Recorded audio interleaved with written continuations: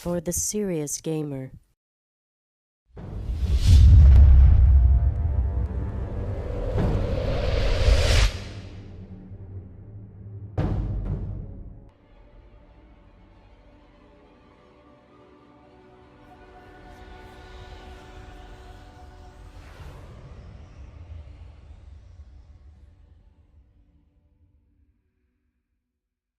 Hello everyone and welcome to another exciting episode of Rurikhan's Raging Reviews. So today we're going to be reviewing Starcraft 2, which in case you didn't know, it's a game that's very dear to me.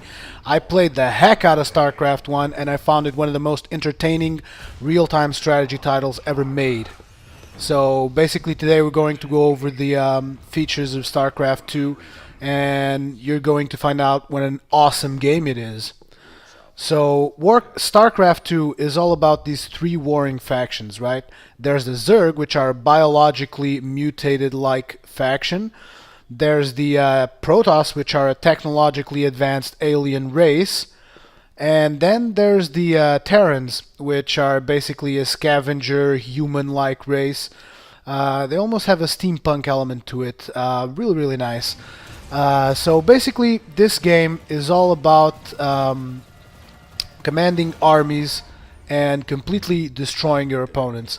However, like the first one, it features an awesome campaign. So the first game had a campaign of the three races. I mean, one campaign per each race. Now on this one, Blizzard actually said one game isn't enough for us to showcase all the story that we want to tell. And as most of you should know by now, Blizzard are excellent at storytelling. I mean, they've created the whole Warcraft universe, the Starcraft universe, and basically they're very good at storytelling. And so basically for this particular game, they just said, we're going to go all out. We're going to make 3 separate games. Each of them is one of the campaigns.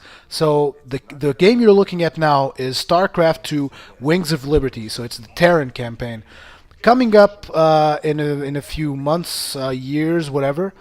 Probably years, considering that Blizzard has a really long development cycle, you're going to have StarCraft 2 Heart of the Swarm, which is the current name for the Zerg campaign, and StarCraft 2 Legacy of the Void, which is the current name for the Protoss campaign. So basically, this game actually has really good campaign for the Terran. I've played through some of it, not all of it. Because I'm really into the multiplayer stuff when it comes to this game. But basically the campaign is unlike most real-time strategy games where you just kind of feel like you're playing skirmish maps over and over, but it's like basically most of the objectives are always going to be, oh, kill these guys and destroy these guys and whatever. In this game, you actually get like objectives relative to what's happening in the story of the game. Like in this particular mission, you have to defend this laser tower that's piercing through a Zelnaga temple to get a special artifact. So basically you can expect to see a lot of this throughout the campaigns in the game. And it really like involves you in the whole campaign and makes you want to explore what happens in between campaigns, because they do this whole exploration thing where you go about in a battle cruiser and you walk to a cantina, to an armory, and lots of other places. I'm going to show you in a few seconds.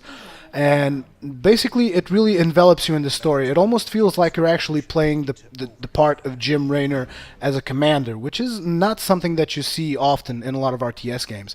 Like right now I'm in the armory. Like I said, you can navigate to several places in the ship. This is the armory. And in here you're in the bridge, and you can actually do all sorts of different stuff while you're on these places, as well as chat with characters and stuff like that. This is a cantina of the battlecruiser, and this right here is the laboratory of your battlecruiser. So basically, besides going all through all these places, you actually get to like purchase upgrades at some of them. Like for instance, this is at the cantina. You can purchase mercenary upgrades. And in the laboratory, you actually have this tech tree that you develop as you go along with the game. You find these research points that allow you to develop your tech tree that actually changes the way your army evolves. And this is like persistent. It's not like something you do for one mission. Like whatever you actually do select for your upgrades and stuff affects you for the remaining of the campaign. Like say you purchase an upgrade that makes your marines tougher, it lasts throughout the whole campaign. You purchase a stim pack upgrade that makes your marines shoot faster when you press a certain bonus. It lasts throughout the whole campaign. So it almost gives it an RPG-like element when you're playing the campaign, which is really fun. Besides the campaign, there's also some challenge missions that you're going to be able to make. These all come with their own set of achievements, obviously.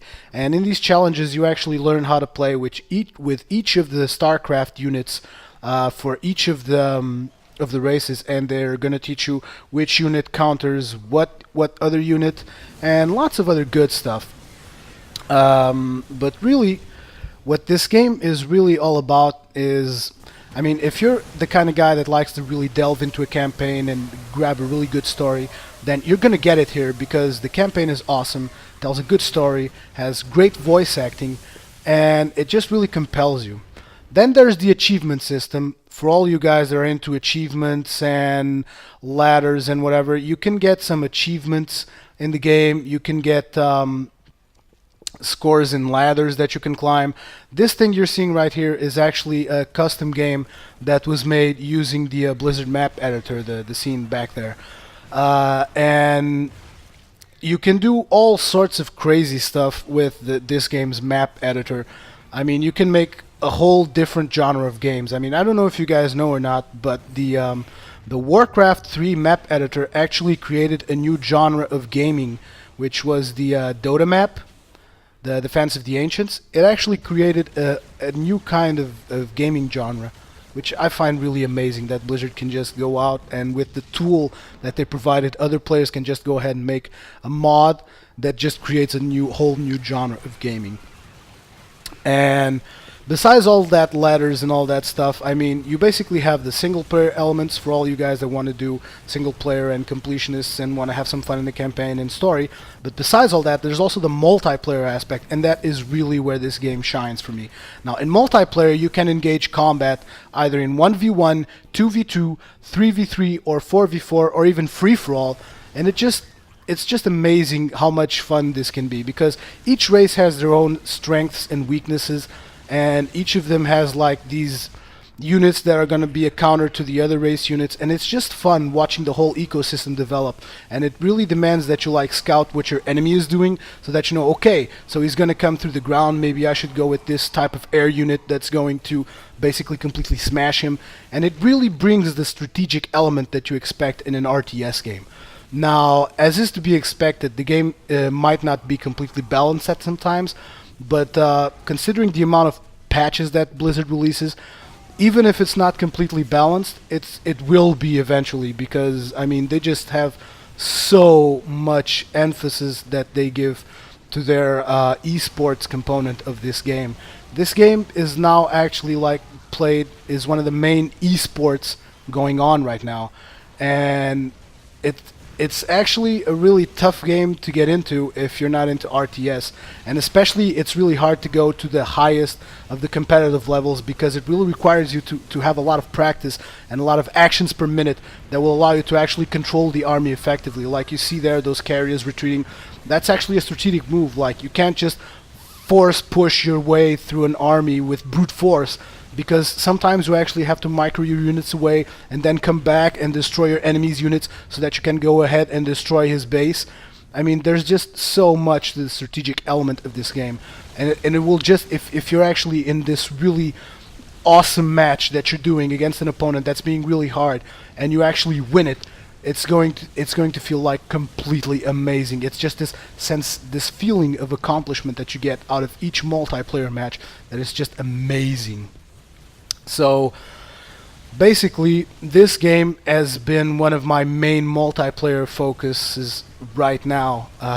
Basically, I always have like this thing that I get. It's like, okay, I'm gonna have like 1 or 2 games maybe that I'm doing multiplayer, and the rest of the games that I'm playing is just gonna be like single player and stuff.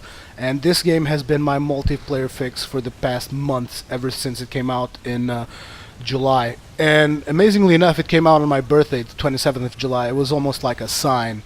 So basically, this is my review of StarCraft 2. It's a game that I find really, really amazing, and I hope that I've introduced this game to a lot more people so that you guys can enjoy it as well, just like I enjoy it.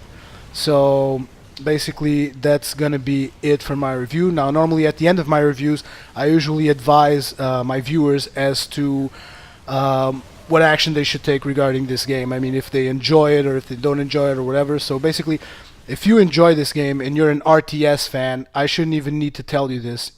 This game is definitely worth a buy. However, if you're not into RTS, you're probably just gonna skip it. But it's still worth to check it out. Just, I mean, even I don't know if there's demos or anything like that. I'm pretty sure there's not demos, but there are some keys and some ways to get into it. So you guys should definitely try it out. And see you guys on my next video.